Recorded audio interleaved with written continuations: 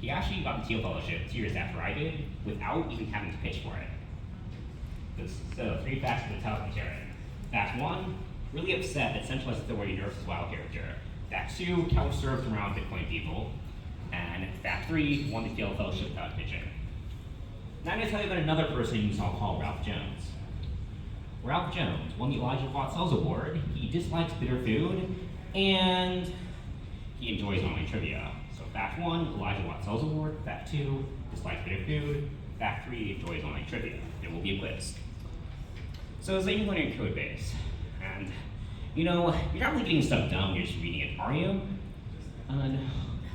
But let's say, so let's look at how you do it. So you start by reading the code, and let's just look at this first line of this code. What the heck is going on here? And you have a lot of questions that you need to answer in order to understand this. Like, say, what's an overlay? And then, what is this overlay mask? What is OVR? What? Okay, this doesn't work. But you know, it really sucks just to read this thing. I'm not getting this done. So let's read and get stuff done at the same time. And they discovered this thing called read by refactoring. And it's amazing. And the idea of read by refactoring is that you can make the code better by doing a rename and extract method and stuff. And read at the same time. It's great. But let's back to the explicit questions. And let's look at this code. Let's look at these refactorings. Like, is renaming stuff, when you see it, going to help you understand what an overlay is, or what OER stands for? It's kind of a mismatch here. And so, it turns out that read by refactoring, it sounds nice from a learner's perspective, it does not actually work. And then the simple idea is we can test the code and read it at the same time. We can document and read it at the same time. And unfortunately, all of these just don't work. It's a pipe dream. So, a big thing to realize that learning comes not from reading the code, but from the questions you ask. And so to really get better at learning code, you need to understand how learning works. And really, what is it that you're learning? So there's actually this great idea that code is kind of not about the code, and rather it's about the thoughts that underlie the code and how it's produced. And in case in point, so here I see the Fibonacci function. It's like you have 1 rabbit, then 1 rabbit, 2 rabbits, and 3 rabbits, and then they eat all your crops. So if you just write down the naive recursion Fibonacci, it's really slow. And if you ever heard of recursion, they all use it as this example. But then in 1976, this guy, John Darlington, figured out that, you know, it just was like one little really mechanical tweak. But you can make a computer figure out how to do it efficiently. Like, wow, that's incredible. And from that, we get this big idea that actually, kind of in your head, when you're writing code, a lot of what you're doing is kind of that you're taking some big idea and then transforming it mentally until you get something that actually code that works, efficient, meets your requirements. And then when you change code, what you're really doing is actually you have to figure out the thoughts put into it. You to reverse engineer the design, and then you change the design, and that produces new code. And so with that in mind, now I'll tell you what an overlay is. So this is from a game that I've been modding for way too long. My favorite game of all time. This is the map editor. We're placing that barbarian castle on the map, and that castle is called an overlay, and some of those fields are places you can walk under. This is like 3D. Some of them are things that actually you can't walk over. And one of those is the actual place we walk into the castle and stuff happens. And so those colors there, the squares are the overlay mask, and the whole thing is called an overlay. And once you have that, then you can actually start to make sense of what's going on. And so really this code, it's not the code itself, it's this idea about why we did it, what we're trying to do. And so when you read it, you're really trying to reconstruct this, this kind of tree that fits the code. And so to really understand learning, you need to look into the field of cognitive science, which is something called cognitive architectures. So there's something called ACT-R. The ACT-R theory stands for Depth Control of Thought Relational. It's a great theory developed in the 80s by psychologist John Anderson. And so maybe you've heard about the idea of chunks and associations in memory. That it's like if you're trying to remember pi, it's really hard just say, what's 15 digits of pi? If you memorize the first 20, then when you say the 14th, then suddenly you remember the 15th. And that's the idea of associative activation. And so we can actually try to create a map of what chunks activate what other chunks. And with that in mind, let's go back. Now it's time for the quiz. You ready? So who here can tell me the 3 facts about the totalitarian? Found a So, founder vision. Two. Yeah? He stayed in, well, maybe it was that he got into decentralization when his Terraform was nerfed. Yep. That was fact one. Yeah. The counter other Yep. Bitcoin uses. Fact two. And then fact three. Got Thiel Fellowship without applying. Thank you. What's your name? Evelyn, what's your name? Paul. Paul. Let's give a round of applause for Evelyn and Paul. All right. Ralph Jones.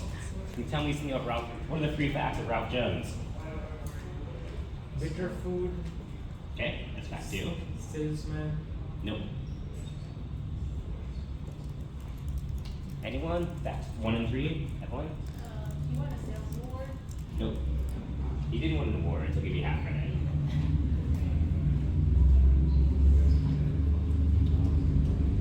Okay. So it turns out these random facts about somebody you never heard of are a little hard to remember. So yes. And maybe it would be easier to remember if I told you that Ralph Jones is actually my dad, Ralph Koppel, but yeah. So here on the left, you see that the things I told you, they formed a story that some of you know. They're also easy to visualize, and so it's kind of actually easy to remember. To the right, it's like someone you don't know. He won the Elijah Watts Sales Award, which is not a sales award, it's actually an accounting award. And then I gave you facts about bitter food and trivia, which I deliberately chose to be hard to visualize. And now you don't have anything to pin these on. It's really hard to remember. So what all this show you is that memory and learning is actually very mechanistic. Not something that just happens, you can predict what happens when you learn. And so big idea is if I just had you read that overlay code earlier without telling you anything, it's a lot like solving a jigsaw puzzle. You pick up a random piece. You can't do anything with this piece. You put it down. That was 0 value at the time. Just like it was pretty close to 0 value when you first wrote the code. But as I told you things in the right order, it started to depend on, then start to make sense. Then it becomes much, much more efficient. So the big idea is that code-based learning is all about sequencing. So that's the AI. So where's the Web3? Well, it turns out that smart contract security is where people really, really need to learn codebase quickly because, well, I go around saying that people make $20 per line of code to learn new codebase every single week. That's actually an understatement because here we have, this one is more close to like $35 per line of code that they're spending on this thing. This one's a cheap one. It's just under $20 per line of code. There's a lot of money in this, and I'm going to tell you that 80% of this job is just going to be code-based, not going to be security experts. And I speak some authority because I used to do this kind of thing. I did not do auditing for that long, but I got first place one half the time, so I did decently. So I told you about how not to learn code, and I've also told you what you need to do when you learn code, and these questions you can answer on these chunks. So now, as my computer is switching away from PowerPoint, I show you how you can learn code. So, who here has heard of Uniswap? Woo! Uniswap. It's yes, probably easily the largest smart contract in a number of ways. And this is Uniswap v4 codebase. And so, once again, it's probably not going to be as bad as the overlays showing you earlier, but if you were to output in a random file and just start reading, and anyone here know what a balance delta is? Probably not, because it's a term they made up. But if I give you a code store, I can take you through things in the right order. Now, it's not like solving a jigsaw puzzle. It's like reading a book, and that's what we do. So what's the actual business? Is it writing tutorials? Not quite. Because the thing you're looking at right now is mostly AI generated. Here's what our AI interface looks like. So I can just open, zoom in a bit.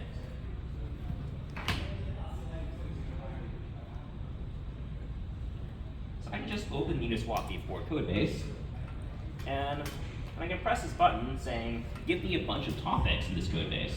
Understand the project's purpose, the organization, the pool manager. And then I press this button here, generate tour. And then, voila, I get a bunch of code tours like the one you just saw. Now you might notice there are a lot of other buttons here. This thing does not quite work magically out of the box. There's some extra work, but if you, for any reason, want to build on Uniswap v4, such as Nori is in a 500-person Uniswap v4 hooks groups, any of those 100 people, then one of the best ways to get started is to just go to autolabs.ai and can sell you a little pack of our AI-generated, human-curated, and edited code tours about Uniswap v4. So that's us. We're 6 people, $500,000 funding, and we're producing more of these, bringing AI better pretty soon. Any code base you want to learn, just press a button, and a tutorial personalized to you to learn it as fast as possible. Thank you. Woo!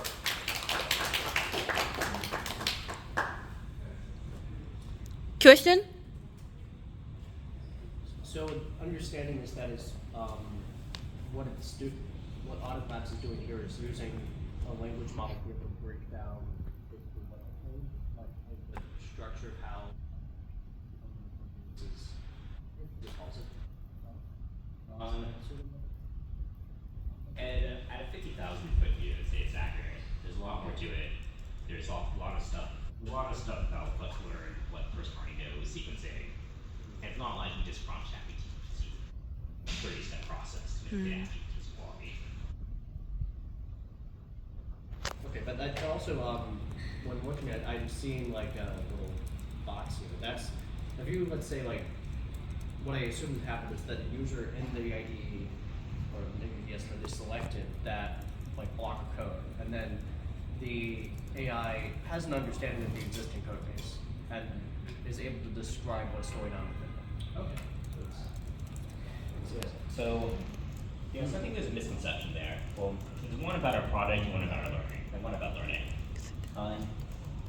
So a lot of the work, as I mentioned, is in figuring out what to read, what order. So it's not, so if you like highlight something and ask a question, that's actually kind of inefficient. It's like trying to learn physics, like, hey, what's relativity? What is energy? What is conservation?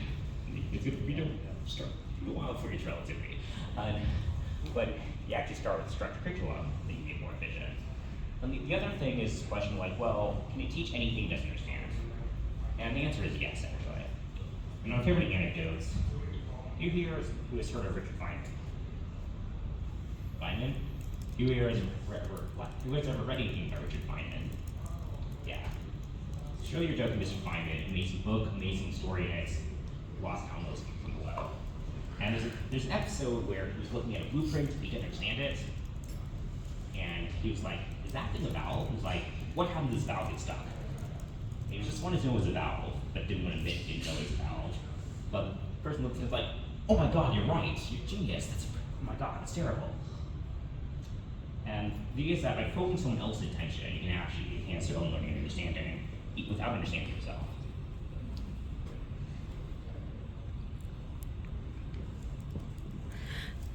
I have a question.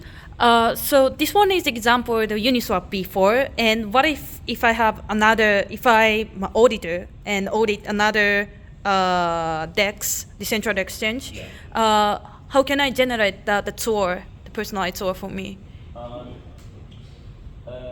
So I think you're special. I can just give you access to this. Appreciate it. There's a lot of buttons here. Yeah. Mostly you're just generating a few. Like we find 10 people working the same thing, generate stuff for them.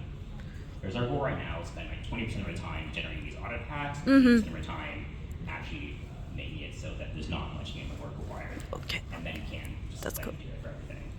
Thank you, Yasi. Do you have any other question? Cool? Okay. Okay.